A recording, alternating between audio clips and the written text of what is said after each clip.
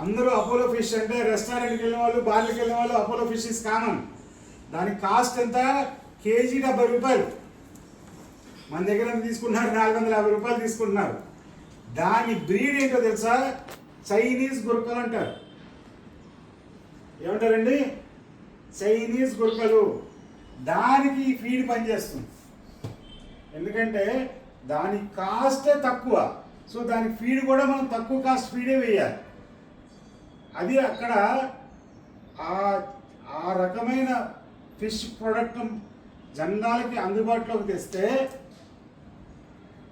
ఫిష్లో ఉన్న హై అంటే ఒమేగా-3 వల్ల హార్ట్ పేషెంట్లు తక్కువ అవుతారు, క్యాన్సర్ పేషెంట్లు తక్కువ అవుతారు, ఇంకా చాలా రకాల రోగాలు అరికట్టబడుతుంది. అందుకనే ఫిష్ తినమని చెప్తారు అందరికీ.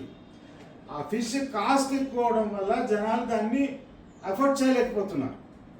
ఆ ఎఫోర్డబిలిటీ ప్రైస్లోకి తీసుకురావడానికి FBH is trying for focus on this product. Now you are clear sir? అంటే మనం రాబోయే రోజుల్లో FB హౌస్లో ఈ 2 ప్రోడక్ట్లని, అంటే ఇప్పటికి నేను మీకు ఇది 3వ ప్రోడక్ట్ చెప్పాను. ఫస్ట్ ప్రోడక్ట్ ఏం చెప్పాను? Manure manufacturing. మెన్యూర్ మ్యానుఫ్యాక్చరింగ్ ఏం చేస్తున్నాము? గ్రీన్ వేస్ట్ రోడ్ సైడ్ని కలెక్ట్ చేసి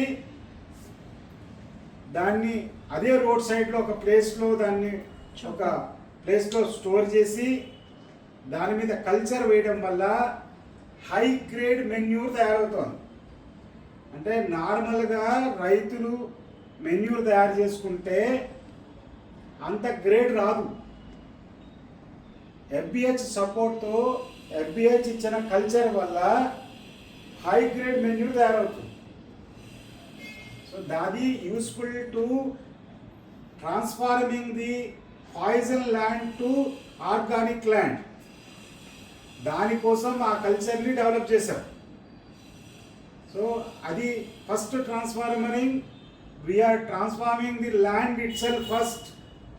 అంటే ఫీడ్ ఏదైతే మనిషి ఫీడ్ కానీ యానిమల్ ఫీడ్ కానీ అంటే మొక్కలు వెజిటబుల్స్ తయారు చేసే చోటే ఫస్ట్ ట్రాన్స్ఫార్మింగ్ చేసాం.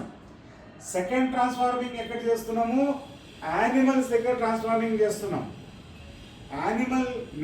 యానిమల్లో మనకి milk, meat both are the major products. So దాని సబ్సిడీ ప్రొడక్ట్స్ ఇవన్నీ కూడా కెమికల్ ఫీడ్ తినడం వల్ల హ్యూమన్ బీయింగ్ ఇమ్యూనిటీ లెవెల్స్ పడిపోయి డిసీజెస్కి ఎఫెక్ట్ అయ్యి డెత్ రేషియోస్ పెరుగుతున్నాయి. సో దాన్ని అరికట్టడం గురించి we are transforming the animal feeds